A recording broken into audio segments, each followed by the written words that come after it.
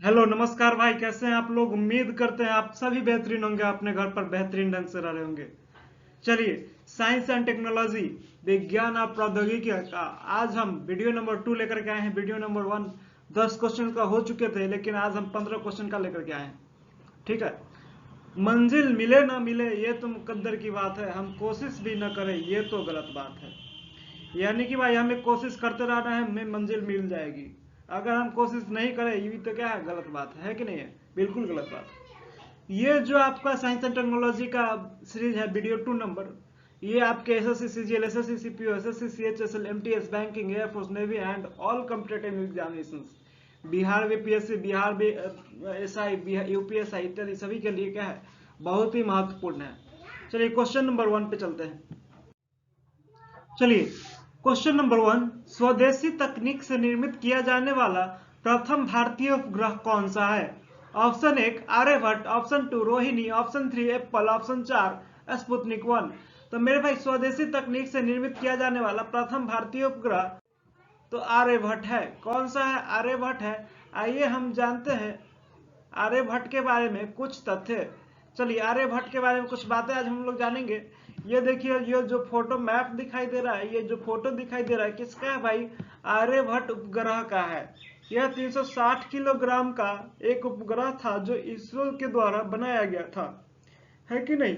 इसे X ray astronomy, एरोनॉमिक्स और solar physics के अध्ययन के लिए इसे बनाया गया था। इसे 19 अप्रैल 1975 को सोवियत संघ के बैकनूर अंतरिक्ष केंद्र से प्रक्षेपित किया गया था, जिसको इसरो के द्वारा बनाया गया था। ये बिल्कुल सही बात है। 360 किलोग्राम के आर्यभट्ट उपग्रह को पृथ्वी के निकट वृत्तीय कक्षा में 594 किलोमीटर की ऊंचाई पर स्थापित किया गया था। तो मेरे भाई स्वदेशी तकनीक से निर्मित किया जाने वाला प्रथम भारतीय उपग्रह कौन सा है, तो आर्यभट्ट। चलिए क्वेश्चन को आगे बढ़ाते हैं। भाई क्वेश्चन में मजा आ रहा है आपको, क्वेश्चन आज देखने को अच्छी अच्छी मिलेंगी। चलिए क्वेश्चन नंबर 2, चंद्रमा पर उतरने वाले प्रथम अंतरिक्ष यात्री कौन थे। अंतरिक्ष में जाने वाले प्रथम अंतरिक्ष यात्री कौन थे। तो यहाँ भाई दो आंसर बताना है आपको। ऑप्शन 1 है आपके पास Neil Armstrong, Yuri Gagarin. Option 2 है Valentina Tereshkova, Rakesh Sharma. Option 3 है राकेश शर्मा, कल्पना चावला। ऑप्शन 4 है इनमें से कोई भी विकल्प सही नहीं है। तो इनमें सही उत्तर क्या हो जाएगा मेरे भाई, तो इसका सही उत्तर हो जाएगा नील आर्मस्ट्रांग और यूरी गागरिन। इसका सही उत्तर क्या हो जाएगा, नील आर्मस्ट्रांग और यूरी गागरिन। क्या हो जाएगा, नील आर्मस्ट्रांग और यूरी गागरिन। आइए हम जानते हैं इन दोनों के बारे में कुछ बातें। ये जो आपको फोटो दिखाई दे रहा है किनका है, नील आर्मस्ट्रांग का। ये फोटो दिखाई दे रहा है किनका है, यूरी गागरिन का है। चलिए अब हम नील आर्मस्ट्रांग के बारे में कुछ तथ्य जानते हैं। जिनका जन्म 5 अगस्त 1930 को, इनकी मृत्यु 26 अगस्त 2012 को हुई। वे एक अमेरिकी अंतरिक्ष यात्री और वैमानिकी इंजीनियर थे और चंद्रमा पर चलने वाले पहले व्यक्ति थे। वह एक नौसेना एविएटर, परीक्षण पायलट और विश्वविद्यालय के प्रोफेसर भी थे। यानी कि जो नील आर्मस्ट्रांग के बारे में हम कुछ बातें जान गए। अब हम यूरी गागरिन के बारे में जानते हैं। यूरी अलेक्सियेविच गागरिन, जिनका जन्म 9 मार्च 1934 को, मृत्यु 1968 को हो गई 27 मार्च। वे एक सोवियत पायलट और अंतरिक्ष यात्री थे जो अंतरिक्ष की दौड़ में एक प्रमुख मील का पत्थर हासिल करते हुए बाहरी अंतरिक्ष में यात्रा करने वाले पहले मानव बने। उन्होंने कैप्सूल बोस्टेक 1 12 अप्रैल को 1961 को पृथ्वी की एक कक्षा पूरी की। यानी कि ये जो है ना यूरी गागरिन कौन थे, रूस के एक सैनिक सेना में जवान थे जो अंतरिक्ष में जाने वाले प्रथम अंतरिक्ष यात्री बने थे। ठीक है, चंद्रमा पर प्रथम उतरने वाले अंतरिक्ष यात्री तो नील आर्मस्ट्रांग, अंतरिक्ष में जाने वाला तो यूरी गागरिन। चलिए क्वेश्चन नंबर 3 पे चलते हैं। भुवन सॉफ्टवेयर किसके द्वारा निर्मित किया गया है। Option 1 ISRO, option 2 DRDO, option 3 NASA, option 4 आईजीसीएआर। तो मेरे भाई सही उत्तर क्या हो जाएगा इसका, तो इसका सही उत्तर हो जाएगा इसरो। पिछले टेस्ट में हम इस क्वेश्चन को डाले थे, तो इसका सही उत्तर क्या हो जाएगा, इसरो हो जाएगा। जानते हैं इसके बारे में कुछ बातें।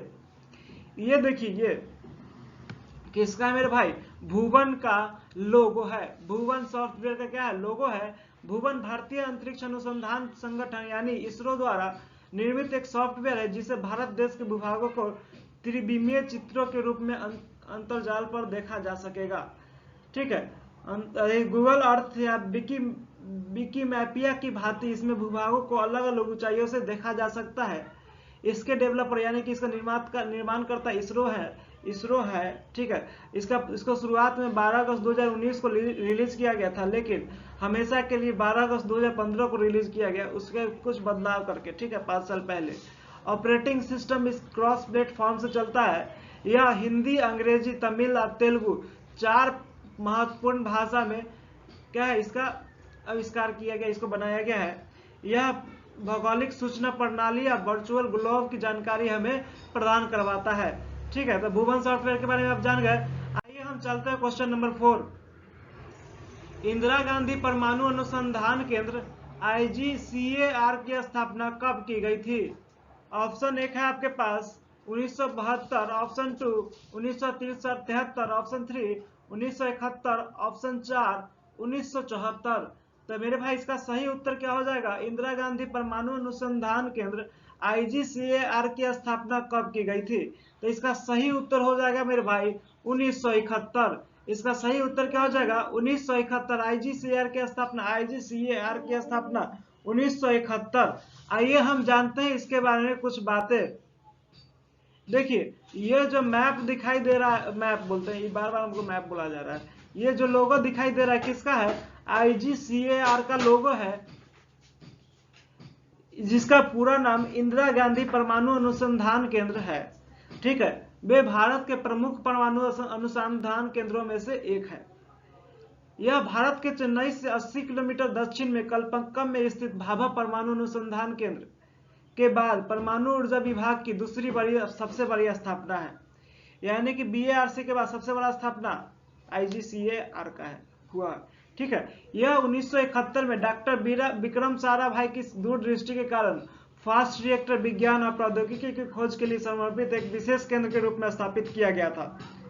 मूल रूप से इसे रिएक्टर रिसर्च सेंटर RRC कहा जाता था, लेकिन दिसंबर 1985 में भारत के तत्कालीन प्रधानमंत्री राजीव गांधी द्वारा इसका नाम बदलकर इंदिरा गांधी परमाणु अनुसंधान केंद्र कर दिया गया। केंद्र भारत में फास्ट रिएक्टर प्रौद्योगिकी के विकास में दिशा में निर्देशित वैज्ञानिक अनुसंधान और उन्नत इंजीनियरिंग के व्यापक आधारित बहुविषयक कार्यक्रम पर लगा हुआ है। यानी कि वही काम करता है। फास्ट ब्रीडर रिएक्टर के संबंध में अनुसंधान एवं विकास करना IGCAR का प्रमुख कार्य है। इस केंद्र में स्थित फास्ट ब्रीडर रिएक्टर प्लूटोनियम और यूरेनियम मिश्रित कार्बाइड ईंधन का प्रयोग करता है। आपसे क्वेश्चन पूछेगा, फास्ट ब्रीडर रिएक्टर किस चीज का प्रयोग करता है? प्लूटोनियम और यूरेनियम मिश्रित कार्बाइड ईंधन का प्रयोग करता है। ठीक है, IGCAR के वर्तमान निदेशक AK भादुरी हैं। IGCAR के वर्तमान निदेशक कौन है? AK भादुरी हैं। ठीक है, उन्होंने 1 जुलाई 2016 से निदेशक के रूप में अपना कार्यभार संभाला। किसके हट जाने के बाद? किसी के सेवानिवृत्त हो जाने के बाद? तो डॉक्टर SB सत्यमूर्ति के सेवानिवृत्ति के बाद। IGCAR के वर्तमान निदेशक AK भादुरी। ठीक है, तो क्वेश्चन नंबर 5 पे चलते हैं।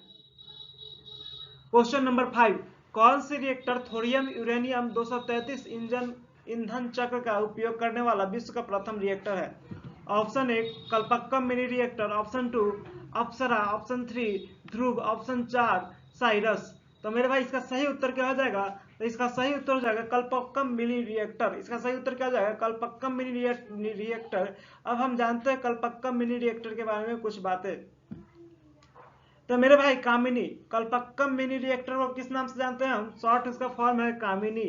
ठीक है, भारत के कलपक्कम में इंदिरा गांधी परमाणु अनुसंधान केंद्र में क्या है? एक स्थित रिएक्टर है। क्या है? कामिनी क्या है? Kalpakkam mini reactor. भारत के कलपक्कम में इंदिरा गांधी परमाणु अनुसंधान केंद्र में एक शोध रिएक्टर है। भाभा परमाणु अनुसंधान केंद्र BARC और इंदिरा गांधी परमाणु अनुसंधान केंद्र द्वारा संयुक्त रूप से यह डिजाइन किया गया है। यह अपनी पूरी शक्ति से 30 किलोवाट तापीय ऊर्जा का उत्पादन करता है। 2006 तक यह दुनिया का एकमात्र थोरियम आधारित प्रायोगिक रिएक्टर है। ठीक है, उसके बाद भी कुछ बने होंगे, लेकिन कामिनी ऐसा पहला रिएक्टर है जो कि दुनिया में एकमात्र रिएक्टर है जो कि विशेष रूप से यूरेनियम 233 ईंधन का उपयोग करने के लिए डिजाइन किया गया है। परमाणु ईंधन के उत्पादन के लिए थोरियम के बड़े भंडार का उपयोग भारत के परमाणु ऊर्जा विभाग के कार्यक्रम की एक प्रमुख रणनीति है। इसलिए थोरियम यूरेनियम 233 ईंधन का प्रयोग ईंधन चक्र का उपयोग करने वाला विश्व का प्रथम रिएक्टर कामिनी है, कल्पक्कम मिनी रिएक्टर। चलिए क्वेश्चन नंबर 6 पे चलते हैं। क्वेश्चन नंबर 6, भारत का सबसे बड़ा न्यूक्लियर पार्क कहाँ है, कौन है? तो मेरे भाई ऑप्शन 1 है आपके पास तारापुर परमाणु विद्युत गृह, ऑप्शन 2 राजस्थान परमाणु विद्युत गृह, ऑप्शन 3 नरौरा परमाणु विद्युत गृह, ऑप्शन 4 कायगा परमाणु विद्युत गृह। तो इसका सही उत्तर बताइएगा भाई। भारत का सबसे बड़ा न्यूक्लियर पार्क कौन है? तो भारत का सबसे बड़ा न्यूक्लियर पार्क तारापुर परमाणु विद्युत गृह है। आइए हम जानते हैं तारापुर परमाणु विद्युत गृह का मैप, फोटो देखते हैं कहाँ है। तो मेरे भाई तारापुर परमाणु विद्युत गृह महाराष्ट्र के पालघर जिले में स्थित है, ठीक है कि नहीं? यानी कोई आपसे पूछा है तारापुर कहाँ है, तो महाराष्ट्र में है, ठीक है भाई। अब हम जानते हैं तारापुर, ये जो फोटो दिखाई दे रहा है तारापुर विद्युत गृह का है। अब आपसे पूछे क्वेश्चन राजस्थान परमाणु विद्युत गृह कहाँ स्थित है? तो मेरे भाई राजस्थान परमाणु विद्युत गृह रावत भाटा राजस्थान में स्थित है।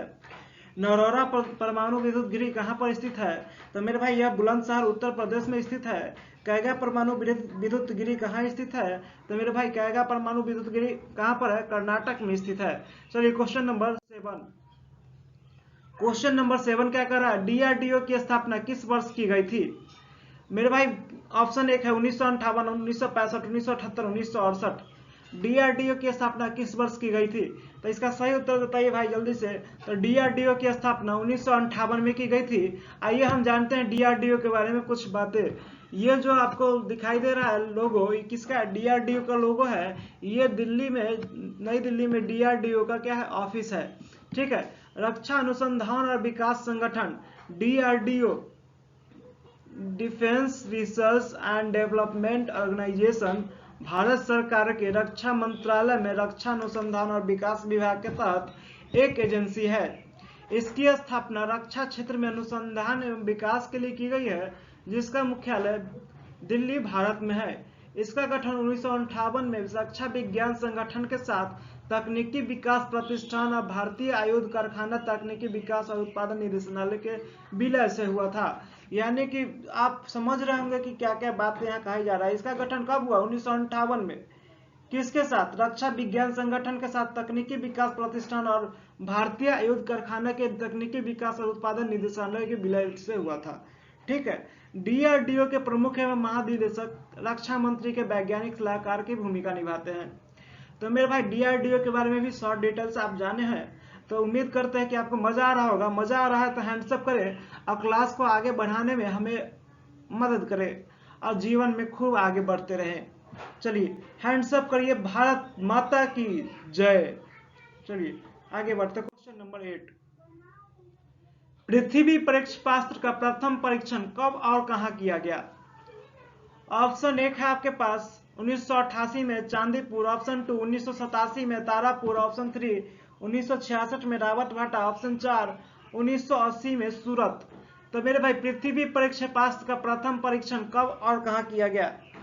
तो मेरे भाई पृथ्वी प्रक्षेपास्त्र का प्रथम परीक्षण 1988 में चांदीपुर में किया गया। आइए हम जानते हैं पृथ्वी प्रक्षेपास्त्र की कुछ बातें। ये जो आपको दिखाई दे रहा है पृथ्वी मिसाइल है, यानी कि पृथ्वी प्रक्षेपास्त्र है। हम आपको सभी मिसाइल्स का फोटो भी दिखाते हैं साथ साथ, और सभी सैटेलाइट का भी फोटो दिखाते हैं, जिससे कि आपको इंटरेस्टिंग लगे क्लास, है कि नहीं भाई? चलिए, पृथ्वी एकीकृत निर्देशित मिसाइल यानी कि integrated guided missile development programme के तहत भारत के रक्षा अनुसंधान और विकास संगठन डीआरडीओ द्वारा विकसित एक सामरिक सतह से सतह पर कम दूरी की बैलिस्टिक मिसाइल है। इसे भारत के सामरिक बल कमान द्वारा तैनात किया गया है कि नहीं भाई? इसकी पृथ्वी 1 की मारक क्षमता 150 किलोमीटर तथा पृथ्वी 2 की मारक क्षमता 250 किलोमीटर तक है, ठीक है। फरवरी 1988 में चांदीपुर अंतरिम परीक्षण केंद्र से पृथ्वी प्रक्षेपास्त्र का प्रथम परीक्षण किया गया था, यानी कि फरवरी 1988 में। देखिए पृथ्वी प्रथम को 26 फरवरी 1988 में बनाया गया।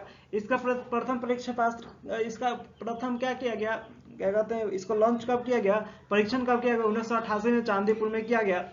पृथ्वी 2 कब बना, 27 जनवरी 1996 को। पृथ्वी 3 23 जनवरी 2004 को। ठीक है।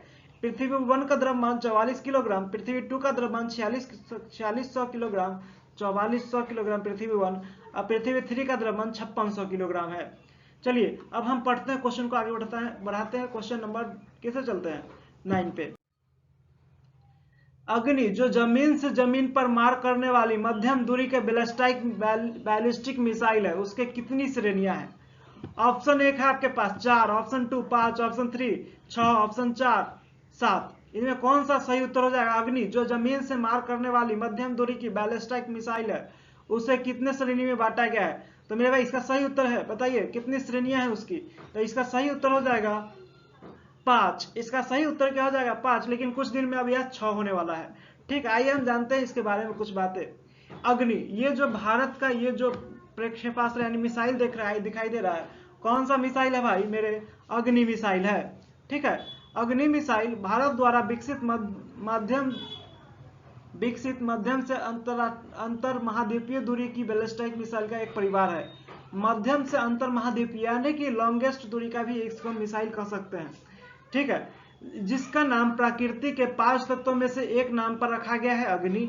ठीक है। अग्नि मिसाइल लंबी दूरी का परमाणु हथियार सक्षम सतह से सतह पर मार करने वाली बैलिस्टिक मिसाइल है।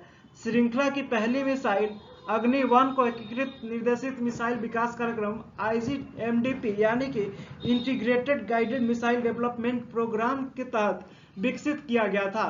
1989 में इसका पहला परीक्षण किया गया था।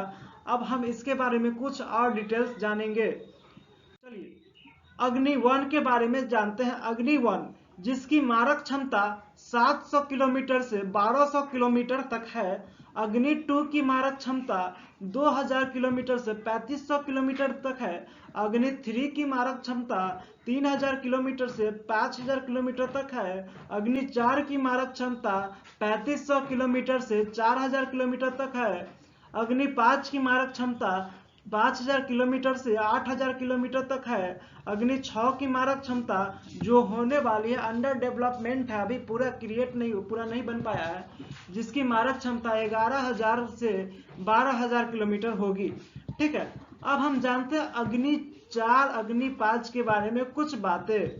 अग्नि 4 2 चरणों वाली ठोस प्रणोदक से चलने वाली क्या है? मिसाइल है। अग्नि 5 शत्रु के रडारों को जाम करने वाले इलेक्ट्रॉनिक उपकरणों से लैस है, जिसे यह दुश्मनों के रडार के पहुंच से बाहर है। यानी कि अग्नि न मेरे भाई दुश्मन के रडार में आएबे न करेगा, है कि नहीं? चलिए क्वेश्चन नंबर अग्नि 5 परीक्षण के साथ ही भारत भी अंतर महाद्वीपीय प्रक्षेपास्त्र क्लब में शामिल हो गया। इसकी पहले मारक क्षमता कम थी, फिर मीडियम हो गया, फिर हाइयर हो गया, है कि नहीं? इसलिए हम इसे कह सकते हैं लंबी दूरी का, मध्यम दूरी का भी कह सकते हैं। तो इसको मध्यम दूरी का मान लीजिए, बीच बीच में रख लीजिए इसको। इस क्लब में अमेरिका, रूस, चीन, फ्रांस और यूनाइटेड किंगडम शामिल थे। अब भारत भी शामिल हो गया, यानी कि अंतर महाद्वीपीय प्रक्षेपास्त्र के क्लब में। अग्नि 5 सैटेलाइट रोधी मिसाइल है, इसको कोई भी सैटेलाइट पकड़ नहीं सकता है। चलिए question number 10 integrated guided missile development programme IGDMP की नींव कब रखी गई थी? सामयिक निर्देशित प्रक्षेपास्त्र विकास कार्यक्रम इंटीग्रेटेड मिसाइल डेवलपमेंट प्रोग्राम की नींव कब रखी गई थी? Option 1 1983, option 2 1986, option 3 1987, option 4 1982। सही उत्तर बताइएगा। Integrated guided missile development programme IGDMP की नींव कब रखी गई थी? तो इसका सही उत्तर हो जाएगा मेरे भाई, जानते हैं 1983। इसका सही उत्तर क्या हो जाएगा? 1983। आइए हम जानते हैं IGDMP के बारे में कुछ बातें। जुलाई 1983 में समेकित निर्देशित प्रक्षेपास्त्र विकास कार्यक्रम की नींव रखी गई थी। यह भारत के पूर्व प्रधानमंत्री श्रीमती इंदिरा गांधी ने इस कार्यक्रम की आधारशिला रखी थी। यह कार्यक्रम DRDO के तत्वावधान में चलती है, यानी कि DRDO के अंतर्गत यह कार्यक्रम चलती है।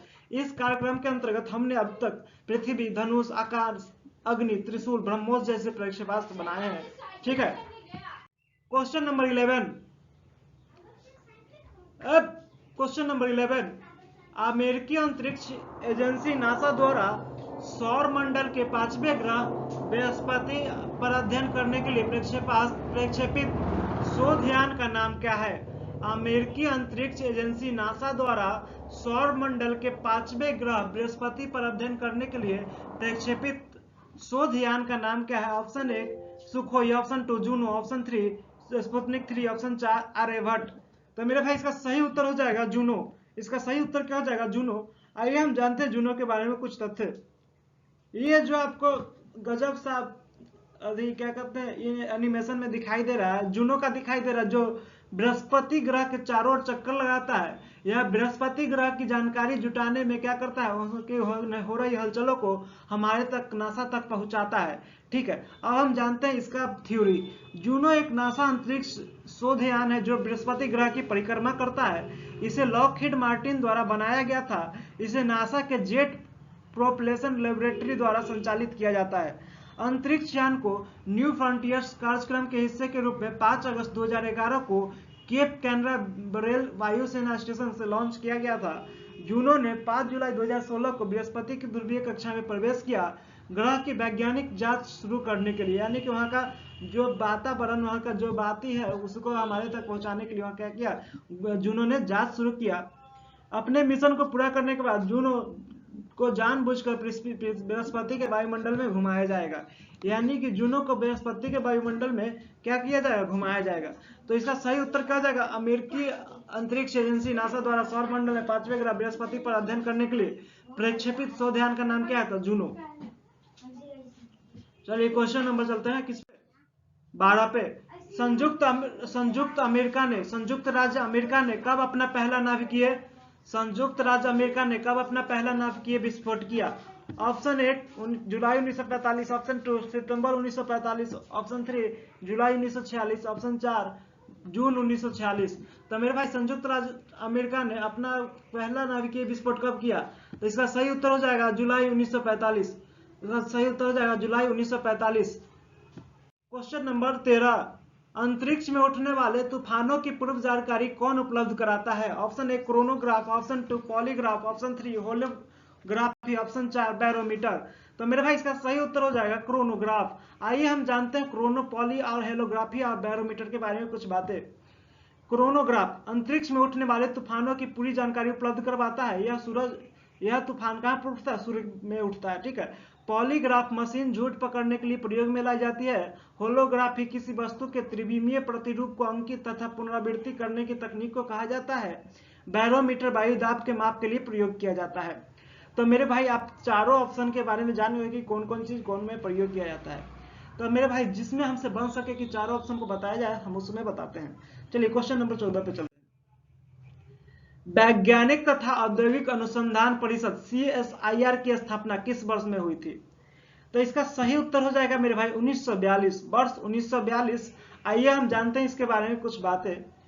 देखिए CSIR इंडिया, यानी कि CSIR का ये क्या है, लोगो है। The council of scientific and industrial research abbreviated as CSIR was established by Government of India in September 1942 as an autonomous body that has emerged as the largest research and development organization in India। क्या है मेरे भाई, जो है CSIR है, the council of scientific and industrial research, किसका short form है? CSIR का फुल फॉर्म है। CSIR उसका क्या शॉर्ट फॉर्म है, जो कि गवर्नमेंट ऑफ इंडिया के द्वारा सितंबर 1942 में स्थापित किया गया था। ठीक है, यह सबसे बड़ा रिसर्च और डेवलपमेंट ऑर्गेनाइजेशन है भारत का, है कि नहीं। CSIR के अनुसंधान और विकास गतिविधियों में एयरोस्पेस इंजीनियरिंग, स्ट्रक्चरल इंजीनियरिंग, महासागर विज्ञान, जीवन विज्ञान, धातु विज्ञान, रसायन खनन, खाद्य, पेट्रोलियम, चमड़ा और पर्यावरण विज्ञान शामिल है। तो मेरे भाई वैज्ञानिक एवं तथा औद्योगिक अनुसंधान परिषद CSIR की स्थापना कब हुई? तो 1942। तो मेरे भाई आप सभी बातें अच्छी तरीके से समझ रहे होंगे, बहुत मजा आ रहा होगा आपको आज क्लास में। हम आपको 20 मिनट का शो रखे हैं, लेकिन 5-7 मिनट फास्ट हो जाए तो उसमें कोई घबराइएगा नहीं। भारतीय अंतरिक्ष कार्यक्रम का जनक किसे कहा जाता है? ऑप्शन 1 है भाई Vikram Sarabhai, option 2 Homi Jehangir Bhabha, option 3 APJ Abdul Kalam, option 4 उपरोक्त में से कोई नहीं। तो इसका सही उत्तर हो जाएगा मेरे भाई विक्रम साराभाई। इसका सही उत्तर हो जाएगा विक्रम साराभाई। आइए हम जानते हैं इनके बारे में कुछ बातें। ये जो फोटो दिखाई दे रहा है किनका है? विक्रम साराभाई जी का फोटो है। विक्रम अंबालाल साराभाई इनका पूरा नाम है। इनका जन्म 12 अगस्त 1919 में या मृत्यु 13 दिसंबर 1971 को हो गई। वे इंडिया के Vikram Ambalal Sarabhai was an Indian physicist and astronomer who initiated space research and helped develop nuclear power in India. He was honored with Padma Bhushan in 1966 and Padma Vibhushan in 1972 मृत्यु उपरांत। ठीक है। He is internationally regarded as the father of Indian space programme, यानी कि वे internationally रूप से किस नाम से जाने जाते हैं? तो भारत के स्पेस प्रोग्राम यानी अंतरिक्ष कार्यक्रम के जनक के रूप में जाने जाते हैं। वे अंतरिक्ष एक क्या थे? अंतरिक्ष विज्ञानी थे और एक भौतिक विज्ञानी और अंतरिक्ष विज्ञानी थे जिन्होंने भारत में स्पेस रिसर्च और न्यूक्लियर पावर को डेवलप करने में योगदान महत्वपूर्ण भूमिका निभाई। उन्हें 1966 में पद्म भूषण और 1972 में मृत्यु उपरांत पद्म विभूषण की उपाधि पद्म विभूषण से उन्हें सम्मानित किया गया। चलिए, भारतीय अंतरिक्ष कार्यक्रम के जनक किससे कहा जाता है? तो विक्रम साराभाई। तो मेरे भाई आज भर के लिए इतना ही, फिर मिलेंगे हम अगले वीडियो में। तब तक हंसते रहिए, मुस्कुराते रहिए, जीवन में जिसा लेते रहिए। एक महत्वपूर्ण सूचना, ये वीडियो आपको 1, 2, 3, 4 दिन के बाद ही अपलोड होगी, यानी कि कभी भी 3 से 4 दिन में कभी भी यह वीडियो अपलोड हो सकती है। और टाइमिंग इसका कोई फिक्स नहीं है। टाइमिंग जब हम वीडियो बना ले उस समय इसको क्या किया जा सकता है? अपलोड किया जा सकता है। उससे पहले आपको जानकारी प्रदान कर दी जाएगी। ठीक है। तो मेरे भाई इसी तरीके से वीडियो अगर आपको अच्छा लग रहा होगा तो आप लाइक शेयर सब्सक्राइब जरूर करें। हम पहले सब्सक्राइब लेने ही बोलते थे, लेकिन अभी आज हम आपको बोल रहे हैं क्योंकि इसमें बहुत ही आपको बेहतरीन कंटेंट मिल रहा है। आपके सारे भाइयों को इससे फायदा हो सकता है, इसलिए बोल रहे हैं। जरूर से जरूर इसको आगे बढ़ाने का प्रयास करेंगे इस चैनल को। ठीक है। आप बेहतरीन ढंग से बढ़ाइए। नमस्कार, जय हिंद, भारत माता की जय।